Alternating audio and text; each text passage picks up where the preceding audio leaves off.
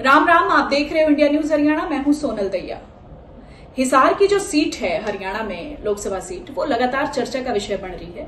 चर्चा का विषय इसलिए भी है क्योंकि एक ही परिवार के 3 लोग उस सीट पे आमी शामी होंगे, जिसमें देवरानी जेठानी भी हैं और चाचा ससुर और बहू भी हैं। इसके साथ ही साथ चर्चा का विषय ये सीट इसलिए भी है क्योंकि यहाँ पे जो बगावत का दौर है वो भी दिखा है, चाहे वो बीजेपी पार्टी के प्रत्याशी के कारण कह लें या हम कांग्रेस पार्टी के प्रत्याशी के कारण कह लें। बीजेपी की तरफ से, क्योंकि संगठन की ताकत बीजेपी की क्या है वो सब जानते हैं, क्योंकि अंदर खाने अगर बगावत होती भी है तो उसमें शामियान में बहुत ज्यादा समय लग जाए, और यही कहीं ना कहीं दिखा भी है हिसार की सीट पे। क्योंकि कुलदीप बिश्नोई नाराज थे, क्योंकि कुलदीप बिश्नोई अपने आप को हिसार सीट से प्रबल दावेदार मान रहे थे, लगातार एक्टिव थे और उनको लग रहा था कि लोकसभा की टिकट हिसार से बीजेपी पार्टी जो है वो उनको दे सकती है। लेकिन उनको टिकट ना देके रानिया से जो निर्दलीय विधायक आनन फानन में वो बीजेपी में शामिल हुए और उनको टिकट दे दी गई, जिससे कहीं ना कहीं जो नाराजगी है कुलदीप बिश्नोई की वो साफ तौर पे दिखी भी। उनके बेटे भव्य बिश्नोई किसी भी प्रचार प्रसार में शामिल नहीं हुए,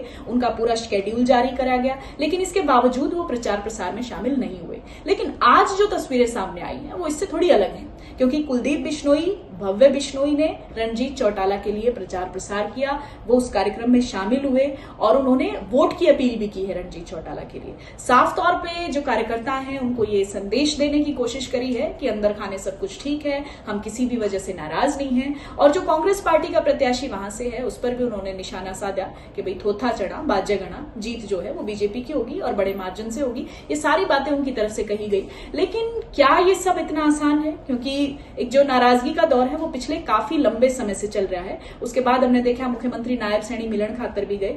तो क्या ये उन कोशिशों का नतीजा है, या फिर चुनाव से पहले एक पार्टी के ऊपर किसी तरह के सवाल ना उठे वो एक मैनेज करने की कोशिश है, या फिर कुलदीप बिश्नोई जो है एक नाराजगी बहुत लंबे समय तक ना खींचे, इसको उनको साधने की कोशिश कर रहे हैं कि भाई चीजें जो हैं वो नॉर्मलाइज हो जाएं और लोगों को ये संदेश जाए कि भाई पार्टी में सब कुछ ठीक है और किसी भी तरह की कोई भी दिक्कत नहीं है। क्योंकि पिछले काफी समय से हम देख रहे थे कि कुलदीप बिश्नोई ने एक वीडियो भी जारी किया था। उस वीडियो में उन्होंने बात कही भी थी कि भाई आपकी जो ज्यादा पॉपुलैरिटी है वो कहीं ना कहीं आपके जो है आगे के लिए खतरनाक भी होती है, आपको उसका नुकसान भी उठाना पड़ सकता है। तो ये सारे जो रिएक्शंस उनके आ रहे थे, साफ तौर पे जो नाराजगी थी वो दिखने लग रही थी। लेकिन अब जो है बीजेपी पार्टी की तरफ से कोशिश करी गई है कि सारे नेता एक जो है प्लेटफॉर्म पे आए और कि इसके साथ साथ जो नारनौंद की सीट है उसको भी साथ देने की कोशिश जो है वो करी जाने लग रही है। क्योंकि नारनौंद में कैप्टन अभिमन्यु भी नाराज हैं,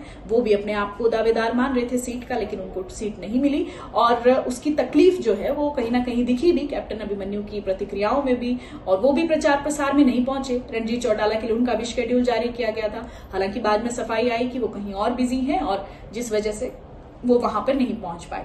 तो ये तमाम समीकरण साधन की कोशिश फिलहाल बीजेपी की तरफ से हो रही है कि जो नेता रूस रहे हैं उनको भी मनाया जाए और एक संदेश साफ तौर पर पार्टी का जावे कि भाई सब कुछ ठीक है, किसी भी तरह के अंदर खाने कोई दिक्कत नहीं।